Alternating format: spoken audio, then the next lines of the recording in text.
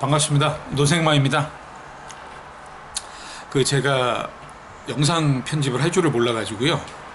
이 영상을 찍어서 유튜브에 올릴 때 그냥 시작해서 스타트 누르고 끝나면 또 끄고 이렇게 해서 만들어진 영상을 그냥 그대로 올립니다. 이 편집을 할 줄을 몰라서 그러고요. 그리고 또 바쁘기도 하고, 뭐 편집하는 시간도 꽤 걸리겠더라고요. 근데 뭐 내용 전달이 중요하지 뭐 편집을 잘했냐 못했냐는 뭐 무슨 기준이 되겠습니까?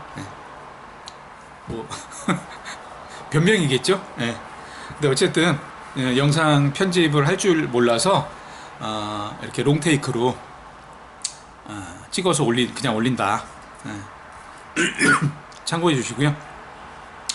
또 이제 지난 방송 이어서 이야기를 이어가면 지난 방송에서 이제 뭐 아파트를 500만 원 주고 사봤다가 등기 치기도 전에 뭐 500인가 1000인가 남고 파는 재미를 보고 나서 그 뒤로 이제 그거에 대해서 어떤 일들이 또 있었는가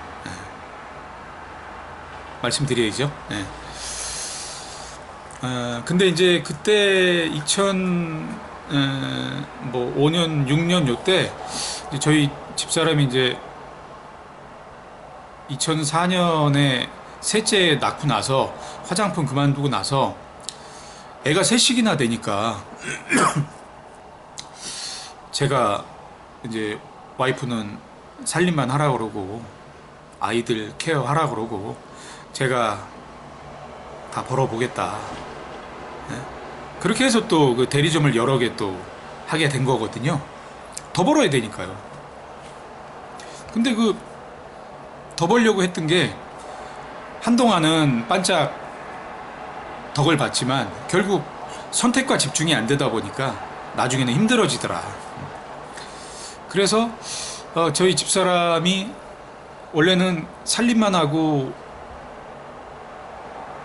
제가 전적으로 일을 해서 돈을 벌기로 했는데 또 혼자서는 좀 버겁더라고요.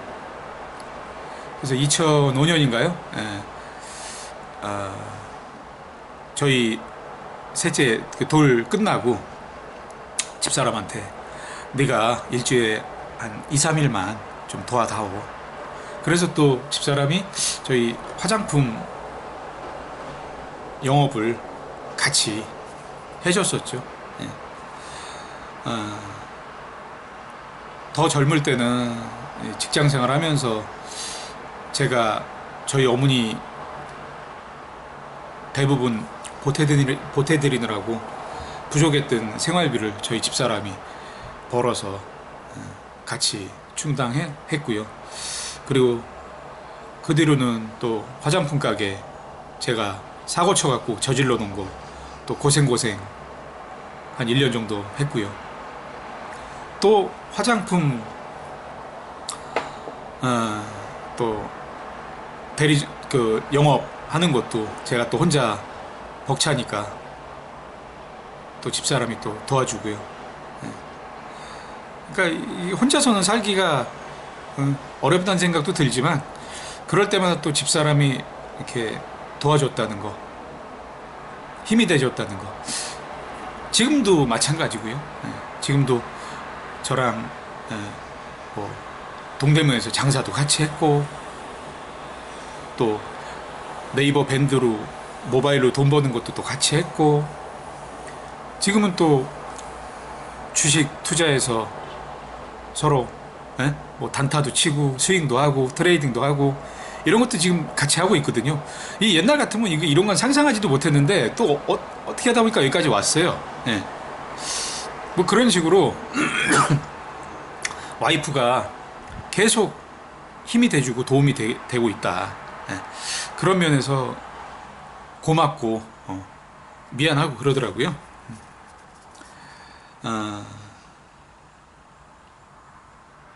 그런 면에 있어서는 뭐 제가 복이 있는 거죠. 근데 힘들 때는 또 분노와 짜증을 저한테 다 쏟아부니까 또 막 짜증도 나고 그래요, 저도. 근데 어쩔 수 없어요. 뭐 일을 같이 하다 보면 그런 일이 있을 수 있죠. 근데 서로 의지하고 힘이 돼준다는 그 자체만은 참 큰 축복인 것 같아요. 그래서 고맙고 미안하다, 와이프한테. 앞으로도 뭐 계속 와이프한테는 미안할 일이 생길 것 같아요. 계속 이제 와이프가 같이 해줘야죠. 그래서 얘가 어떻게 하다 샜네요. 그래서 그 뒤로 저희가 2006년인가 그 이제 아파트 빌라에서 아파트로 이사를 가면서 태전동의 그 중앙저수지 빌라에서 저 탐벌동인가 거기가, 그렇죠, 탐벌동에 산호아파트로 이사를 갔어요. 거기 이사 갈 때도 이거 맞나 싶었는데 왜 그때 그런 결정을 했는지 몰라도 그때는 집사람의 의견이 좀 컸어요. 집사람이 가자 그래서 가기는 갔어도 이럴 자격이 있나? 이래도 되나? 막 싶더라고요. 그때가 막 아파트 투기의 재미도 보고 뭐 그러다 보니까 또 그 뒤로 또 시도도 해보고 그러다 보니까 그런 것들이 조금 이렇게 좀 용기가 생겼었던 것 같아요. 그래서 이사 가던 날 잊어먹지도 않네요. 집에 이제 이사해가지고 저녁에 들어가는데, 이 집에서 1년 이상은 살 수 있나? 1년까지 살 수 있을까? 왜냐면은 이자 감당 못하고 빚을 감당 못하면 대부분이 대출이었으니까요. 걱정되더라고요. 그래서 여기서 1년 이상 살 수 있을까?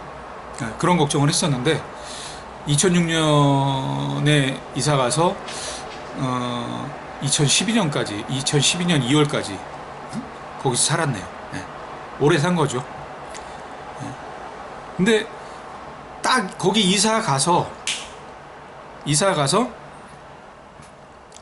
거기서 다른 데서 여기 남양주로 이사 올 때까지 그 5, 6년이 저한테는 정말 힘든 시기였던 것 같아요. 그러니까 뭔가 준비되지 않은 일을 저지르고 뭔가 어울리지 않는 옷을 입으면 확실히 좀 힘들어지는 것 같아요. 뭐 돈을 더 벌었으면 해결이 됐겠죠.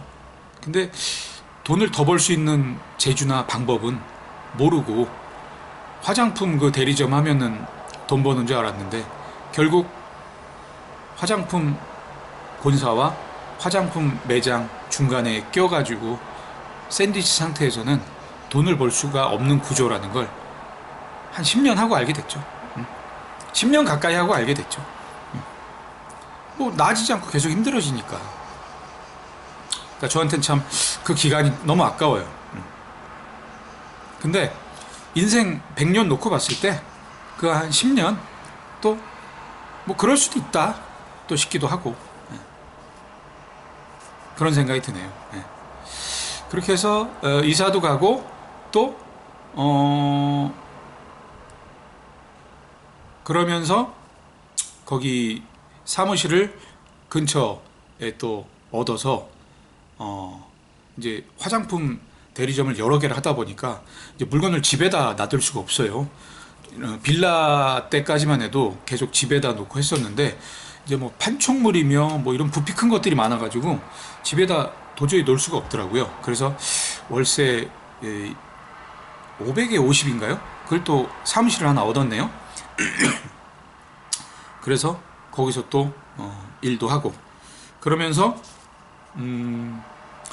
나름 화장품 브랜드 여러 개 하는 덕을 한 1년 정도는 본 것 같아요. 그리고 6개월 정도 있다가 이거 화장품 이 사무실을 너무 외진 곳에 안 보여 사람도 안 다니는 곳에 이렇게 하다 보니까 이게 아깝더라고요. 뭔가 좀 사람 다니는 곳에 하면은 물건이 좀 팔릴 수도 있겠다 싶더라고요. 그러면 월세라도 건질 수 있지 않을까 하는 생각에 그 성남에 이렇게 화장품 영업 다니다가 상대운동에 그 이면도로 골목 안에 뭔가 좀 그래도 사람이 좀 다니면서 신축 건물이고 그런 상가를 하나 알게 됐어요. 근데 1050이라는 거예요.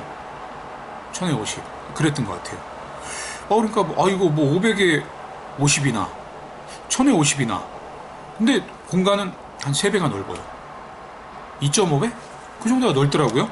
그리고 나름 사람들도 좀 다니고 그래서 거기다 하면은 옮기면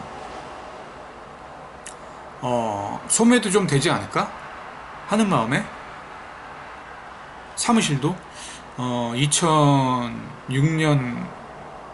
2007년인가 그때 옮긴 것 같네요. 그래서 사무실을 6개월 만에 성남 상대운동으로 옮겼는데 그때 옮기면서도 조금 에피소드가 있었는데 그 집주인한테 이제 그 기존의 사무실 건물주한테 계약도 안 끝났는데 계약이 한 1년 남았는데 제가 그냥 사장님 저 딴 데로 가고 싶습니다. 네? 그랬더니 그러라고 그러더라고요. 그래서 저는 그게 보증금 빼준다는 소리인 줄 알았어요. 근데 성남 새로운 사무실을 계약을 하고 그 건물주한테 저 이사 가기로 했습니다. 예, 보증금 2달 있다 빼주세요. 한 달 있다인가? 그랬더니 뭔 소리냐는 거예요. 아니 그때 이사 사무실 옮긴다 그랬더니 옮겨도 되신다 그랬잖아요. 그랬더니 아니 당신이 이사를 가고 사무실을 옮기는 건 당신 자유지. 나는 계약기간 당신이 2년 했으니까 2년간은 당신이 책임을 져야지. 예? 당신이 책임지고 간다는 얘기인 줄 알았지. 내가 무슨 책임을 지기로 했냐고. 그렇게 얘기하더라고요. 근데 저는 그냥 말로 알았다 그러면은 뭔가 보증금도 빼주고 그러는 줄 알았어요. 근데 그게 아니더라고요. 그러니까 그때도 어린 거죠. 30대 그때가 2007년이니까 30대 중반 그때인데 그걸 어리다고 해야 될지 어리숙하다고 해야 될지 그걸 알고도 우겼다고 해야 될지 생각해보면 그 건물주한테 미안하긴 해요. 계약기간이 엄연히 있는데 그 안에 나가고 들어오는 건 내 맘이지. 예? 계약은 엄연히 존재하는 거니까 보증금은 놓고 나가고 월세도 내야 되는 거지. 그걸 어떻게 주인이 해준다고 순진한 생각을 했을까. 그런 생각이 들더라고요. 근데 복덕방에 내놨더니 다행히 어찌어찌 나가가지고 한 2달 있다가 나갔어요. 네. 그래서 그때도 건물주를 원망했었는데 시간이 좀 지나고 보니까 그건 건물주를 원망할 게 아니고 그냥 내가 혼자 북치고 장구치고 한 거지. 건물주는 아무 잘못이 없었더라고요. 그래서 상대원동으로 옮겼습니다. 사무실을. 그래서 쾌적하고 넓고 좋았어요. 근데 뭐 사무실만 넓어지면 뭐예요? 기대했던 소매는 안 되고 또 사무실만 넓었지 화장품 영업도 점점 힘들어지고. 왜냐면은 2007년 그때쯤부터 2006년 때쯤부터 이제 이런 온라인 쇼핑몰이 막 활성화되면서 점점 이제 오프라인이 약해지는 거예요. 그러니까 대리점, 화장품 대리점을 하고 있는 저는 오프라인 기반이다 보니까 점점 온라인에 뭐 가격 비교 당해서 안 되고, 예? 또 화장품 브랜드들도 점차 온라인 쪽으로 비중을 더 높이니까 오프라인 쪽에 어떤 지원이나 정책들이 약해지고 그러면서 더 힘들어지더라고요. 그리고 저도 더 돈을 더 벌어보려고 화장품 브랜드를 여러 개를 하긴 했지만 선택과 집중이 안 되다 보니까 이제는 점점 옛날에 하나 하는 것보다 하나를 집중해서 하는 것보다 점점 못해지는 거예요. 2007년 이제 2008년 되니까 그런 일이 더 이제 피부에 와닿고 점점 상황이 이제 악화돼 가는 거죠. 예? 그러던 와중에 또 저희 처제가 저희 화장품 매장을 인수했었는데 저희 처제한테 좀 부끄럽고 미안했던 게 저희 처제 이름이 영미인데 예. 그때 화장품 가게를 넘겼으면 저는 이제 거기에 관여를 하면 안 되는데 화장품 가게를 넘기고도 이제는 제가 사장이 아니고 저희 처제가 사장인데 제가 대리점 하고 있는 화장품을 더 팔아달라고 암암리에 부담을 주고 또 화장품 운영에 있어서 뭔가 제가 관섭도 하게 되고 아니 내일도 못하면서 이미 정상적인 거래를 통해서 처제한테 넘긴 화장품 가게에서 뭔가 제 자리를 방석을 안 빼고 앉아있으려고 그랬는지 그렇게 대단한 큰 것도 아니고 시골 동네 작은 근근히 한 사람이 먹고 살 만한 가게 그 일을 뭐 형부라고 그렇게 부담을 주고 관섭 비슷하게 했었나 그런 게 상당히 좀 뒤돌아보면 미안하더라고요. 그러니까 사람이 이게 뭔가 자기가 역할을 못하고 뭔가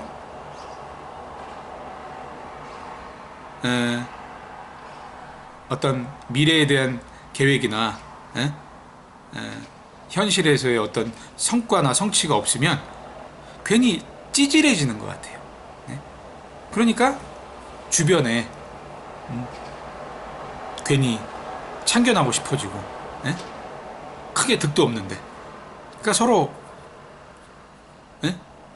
저는 저대로 쟤 왜 저렇게 운영할까 저러면 안 되는데 괜히 쓸데없는 참견하고 있고 저희 처제는 그러다 보니까 형부인데도 점점 부담스러워 그런 일들이 있었죠. 그때 그래서 처제한테 미안했어요. 뒤돌아보니 미안했어요. 그리고 또 화장품 뭔가 대리점에 관련돼서 어떤 그 정식 뭐 큰 브랜드는 아닌데 소규모 브랜드이면서 뭔가 좀 질이 효과가 좋은 어떤 피부 개선 화장품 회사가 있었어요. 예. 그때 그 회사가 신화인가? 근데 거기서 뭔가 이렇게 중국에서 수입한 사람 거를 총판식으로 하는데 또 제가 그 밑에 총판 뭐 이런 식으로 제가 중간에 껴가지고 처제한테 또 물건을 납품하려고 들고 사실은 그냥 처제가 직접 받아도 되는데 괜히 제가 중간에 방석 하나 또 들고 들어가서 앉으려고 그러고 그런 찌질하고 부끄러운 행동들을 했었어요. 그 이유가 제 거를 못하니까 괜히 딴 데 눈이 돌아가고 딴 데 참견하고 싶고 그리고 주변에 뭐 나눠 먹을 거 없나 그런 거 좀 관심을 갖고 그렇게 찌질했던 것 같아요. 이 찌질한 삶이 이제 이렇게 그 뒤로 몇 년 찌질해지더라고요. 예. 계속 찌질해. 예? 자기가 자기를 제대로 못하면 사람이 찌질해지는 것 같아요. 그렇게 해서 처제한테도 미안했었고, 그런 시간들이네요. 2007년 2007년이 그랬네요. 그리고 그러다가 또 에피소드가 하나 있는데, 월말이 되면 이제 본사에 결제 마감을 해야 되는데, 예전 지지난 방송에서 말씀드린 것처럼 그 명동 화장품이라는 데가 거의 매출이 한 40-50% 됐는데, 절반 정도 됐는데, 거기서 결제를 해주고 거기에다가 어느 순간부터는 결제만 정상적으로 100% 해줘도 마감하는데 문제가 없었는데, 점점 선입금을 받아야 이 다음 달 것까지 미리 땡겨받는 거죠. 선입금을 받아야만 본사 결제를 하게 되는 상황까지 되더라고요. 그러면 이미 그 업은 잘못된 거예요. 예? 내가 돈을 벌어서 내가 내 능력으로 결제를 못하고 다음 달 매출까지도, 예상 매출까지도 땡겨가지고 선입금을 받아야만 본사 결제를 할 수 있는 상황이 이제 계속 이어지는 거예요. 그러니까 어떤 일까지 있었냐면, 저하고 이제 고등학교 때 절친한 친구가 3명이 있었는데, 한 친구는 연락이 두절이 돼서 서로 왕래가 없었고, 한 친구는 제가 이제 화장품 업계로 오게 해서 같이 화장품 일은 했지만, 그 친구도 뭐 삶이 녹록치 않아서 오히려 무슨 뭐 저녁이라도 먹으면 제가 사야 되는 입장이었고, 근데 한 친구가 현탁이라는 친구가 있었는데, 그 친구가 그래도 유통업계에서 직장 생활을 탄탄하게 안정되게 계속 이어가는 친구였어요. 정말 돈 얘기를 하면 안 되는 친구였는데, 아무리 어려워도 어떤 달인가는 그 명동 화장품에서 선입금을 계속 해주다가 그 매장도 힘든 달이 생겼겠죠. 그러니까 저한테 이달 거는 해줄 수 있지만 다음 달까지 선입금 해주는 건 이번에는 어려울 것 같다, 그러는 거예요. 그러니까 제가 주변을 아무리 돌아봐도 없어요. 뭐 저희 친가 쪽이나 저희 처가 쪽이나 주변에 돌아봐도 손 벌릴 데가 없는 거예요. 말씀드렸잖아요. 제가 아무리 제가 어려워도 저희 주변에서는 저희가 제일 나은 것 같았다고. 아무리 생각해도 손 벌릴 데가 없으니까 정말 그 돈 얘기를 하면 안 되는 친구인 그 현탁이라는 친구한테 전화를 걸어서 처음에는 이제 안부 인사, 안부 묻고 어떻게 지내나 묻고, 뭐 직장생활은 어떤지 묻고, 그러다가 이제 제 얘기를, 또 제 살아가는 얘기를 쭉 하게 됐어요. 나 이렇게 살아가고 있고, 이런 일들도 가끔 겪고, 이런 일들도 생기더라. 근데 그러다 보니 요즘에 이런 일들을 겪어서 요 며칠 힘드네, 고민이네, 혹시 너 돈 좀 있니? 이렇게 얘기가 이어지더라고요. 그러니까 웬만하면 그 친구가 그냥이라도 줄 친구예요. 근데 뭐 그냥 달라고 그러기는 좀 큰 돈이었고요. 뭐 한 900만 원, 1000만 원?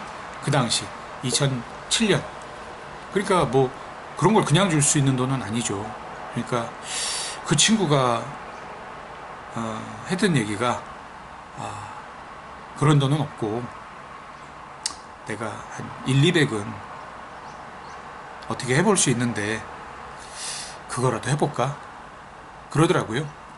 근데 그때 저한테는 900이나 1000이 있으면 해결이 되고 본사 결제를 막아서 장려금을 정상적으로 받고, 그게 없으면 그냥 아예 나가리 되고 뭐 이런 상황이었거든요.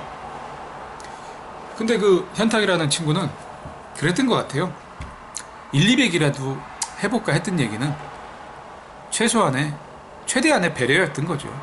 그 1, 200은 안 받을 생각으로 해주려고 했던 것 같아요. 근데 그 얘기를 딱 듣고 나니까 내가 왜 이 돈 얘기를 하면 안 되는 이 친구한테까지 안부 전화했다가 세상 사는 얘기 하다가 결국은 너 1000만 원 있냐? 이 얘기를 하게 되는 현실이 굉장히 비참하더라고요. 그래서 아니다. 900이나 1000이 있으면 해결이 되는데 1, 200은 크게 도움이 안 될 것 같다. 마음만 받을게. 고맙다. 그러고 끝냈죠. 근데 정말 뭔가 잘못돼 가고 있구나. 이제 그때부터 뭔가 느껴지는 거예요. 근데 이미 주변을 이렇게 좀 상황 파악을 해보니까 브랜드는 너무 문어발처럼 늘려놨고, 매출이나 수입은 오히려 하나 제대로 할 때보다 못해줬고, 그런 상황이 돼 있더라고요. 그리고 점점 누적이 돼서, 손해가 누적이 돼서 이제 거래처에서 선입금을 받지 않으면 더 이상 본사 결제를 할 수 없는 상황이 됐고, 그런 걸 딱 알게 됐죠. 근데 왜 그걸 그때 알게 됐냐고요. 그렇게 7년씩 하다가 6, 7년씩 하다가 미리 알았어야지. 지금 생각해보면 다시 돌아간다면 중간에라도 야 너 이거 하지 마, 이거 하지 말고 아예 동대문 가서 무보수로라도 노점해. 그럼 너한테 좋은 일이 있을 거야. 막 그렇게 해서 알려주고 싶은데, 그때는 그냥 할 게 없으니까 하는 것도 있고, 다른 길을 몰라서 하는 것도 있고, 다른 거 하다가 안 되면 더 큰일 날 것 같고, 누가 알려주는 사람도 없고, 막 그러다 보니까 상황이 계속 악화가 되는 거예요. 상황이. 그걸 너무 늦게 알게 되더라. 그러면 그때라도 딱 끊었으면 되는데, 또 그 뒤로도 또 한 2년을 끈 것 같아요. 그러니 그 사이에 악성 재고는 늘어나고, 또 거래처 미수는 미수대로 또 늘어나고, 왜냐하면 오프라인 상황이 계속 안 좋아지니까요. 그러니까 점점 계속 힘들어지는 상황이 됐죠. 그리고 그 중간에